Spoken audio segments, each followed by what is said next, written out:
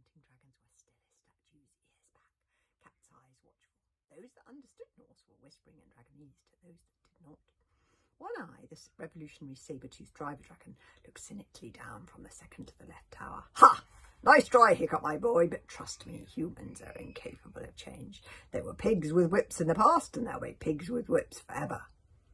All around the edges of the castle, the outcasts were prowling like a pack of hungry wolves, ready to prove that One Eye, the saber-tooth, was right. But maybe One Eye was wrong. For some reason, Hiccup's speech was striking a chord with the exhausted, battle-weary Vikings. Maybe it was the long months of poor harvests and food. Maybe they were impressed by Hiccup seeming to have the will of the gods behind him. Maybe it was the thought of more fighting and they hadn't got the heart for it. Or maybe, just maybe, they saw that he had a point. Who knows? A miracle happened that day on the mountain top. A small miracle, perhaps, just the beginning of one. Slowly around the arena, people began to clap. Kamikaze and Fishlegs began the applause, closely followed by the whole of the Bogbuggle and Meathead tribes, for Hiccup had done them favours in the past, and then the Hooligans, for he was one of them, and the nicer tribes, such as the Grimbods and the Bashamwooks and the Glums, and suddenly he realised that the nicer tribes outweigh the not-so-nice. Not the outcasts, of course. They didn't clap, nor the Visifugs or the murderers. They still stood with folded arms, sullen and silent. Although one wonders, little oily Gumboil got carried away with the moment and put his black gloved hands together. His mother was a wanderer, until Mad Guts the murderers brought him to his senses with a cuff around the ear. Well, shiver my wings and bless my one good eye, wondered One Eye, the old saber-tooth. What a wonder to be wrong. 200 years I've served these humans, 200 years, and I never thought they'd surprise me. Close by, Stoic lifted his drooping head. I knew it, whispered Kamikaze, eyes shining. He is the king, after all. I knew it. And it says, if only this were the end. Chapter 19 is called Turning Their Backs. It would have been good if this was the end. But unfortunately, this is a Hiccup story. And if I've said it once, I've said it 100 times. This is the story of becoming a hero the hard way. We've become so caught up in listening to Hiccup's speech that we've forgotten about the witch. All the while that Hiccup was talking and the Vikings were listening, the witch had been busy, scuttling and slaloming through the hairy legs of the watching crowd like a bony white dog, searching, looking for someone.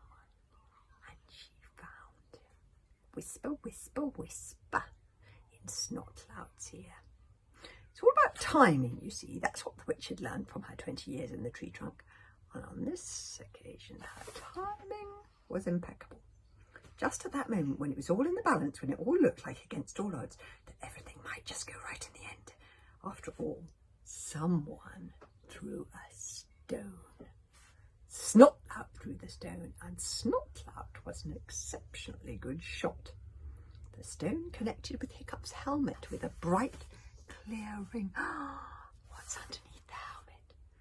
And it fell to the ground. Hiccup gave an appalled gasp, tried to put his hand to his forehead. Too late. The elders' quick old eyes saw something there, and his knobbly old arm reached out and slowly, sternly brought up down Hiccup's hand to reveal the slave mark.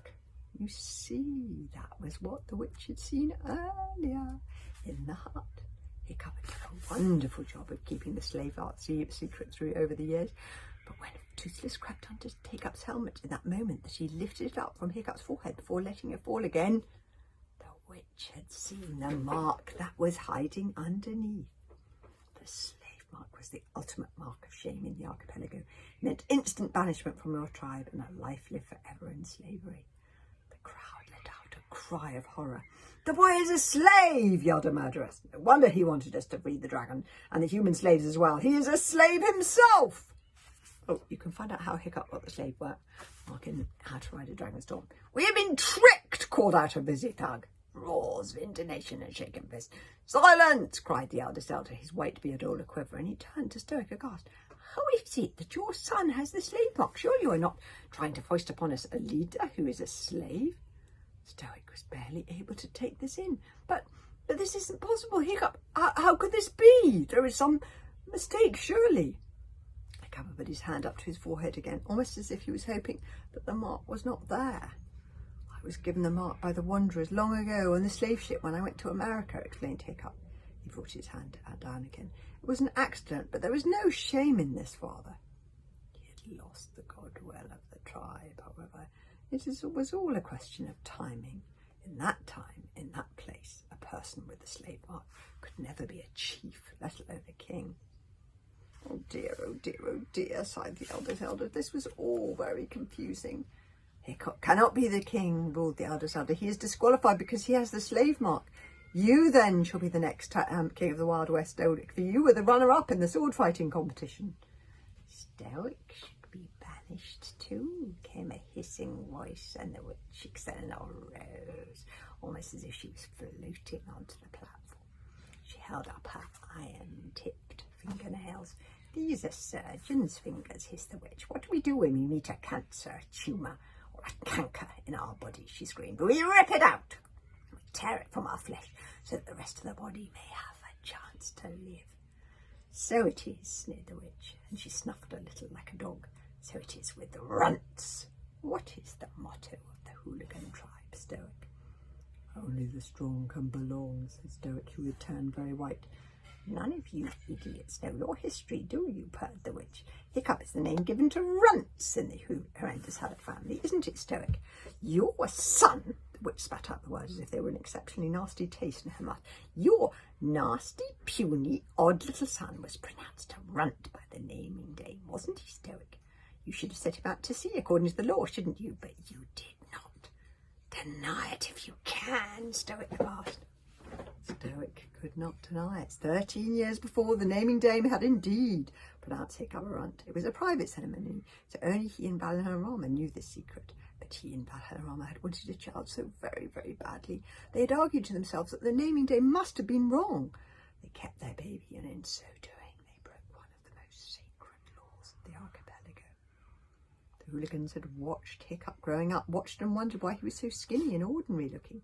But never had they suspected that their own most respected chief would have broken the law in this way. Many among them had painfully said goodbye to their own infants, suppressed their personal feelings for the good of the tribe. Was it possible that Stoic, their great leader, had not done the same? And all around the amphitheatre, the sky seemed to darken. The dragons were skulking now, still as statues. They sensed that something bad was going to happen. I'll have to find out what that is tomorrow.